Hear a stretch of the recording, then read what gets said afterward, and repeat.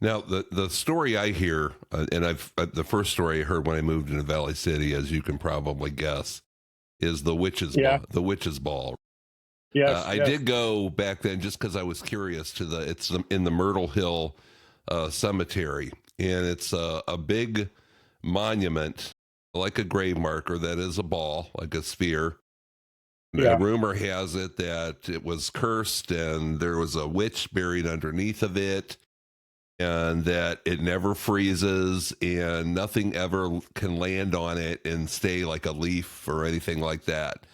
But there are other stories associated with that cemetery, and I would love to hear maybe a little bit more about that and a little bit more about some of the other stories that are associated with it. I would go there myself, but I'm too scared, Mike.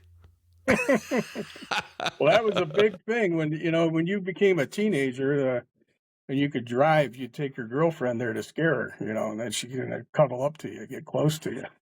But yeah, uh, this didn't happen to me, but a friend of mine told me that she drove through there, and there were witnesses that corroborated this that were in the car with her.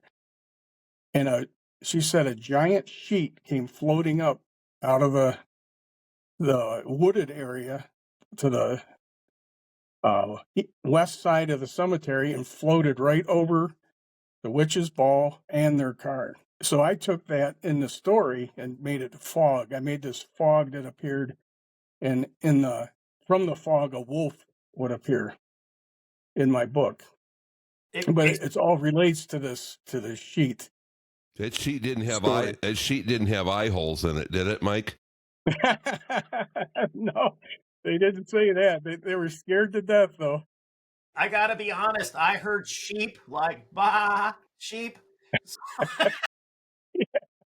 That would have really been weird.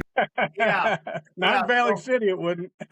No, all the dead people in the cemetery are counting sheep. Yeah, we're sleeping. Well, that's the sign when you enter the city here. It says, "Welcome to Valley City, where the men are men and the sheep are nervous." That's right. That's in the book somewhere too. Is it really? I put that in the book.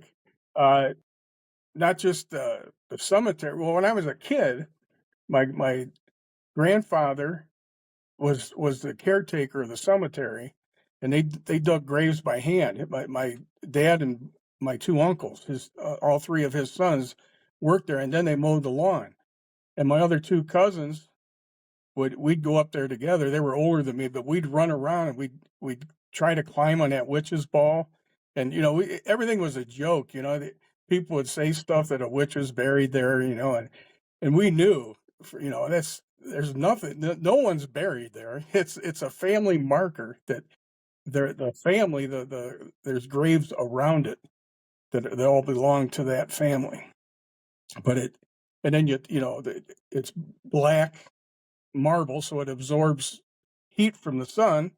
So at nighttime, it's still warm, and people, there's something coming up through the earth through there, There's a witch buried under it and all this stuff, but yeah, there's not. And then the school in Valley City that I went to, the Liverpool Elementary, that's in the book also.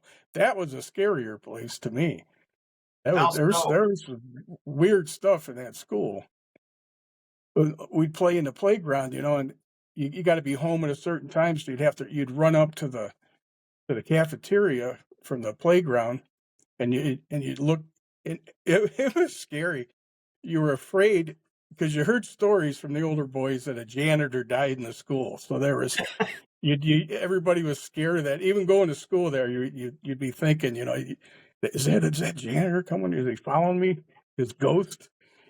So you go up to the window and you'd have to shield your eyes because the sun would be glaring off the glass, and you were just scared to death that the janitor was going to be staring right at you when you looked to see what time it was. But I never saw anything. But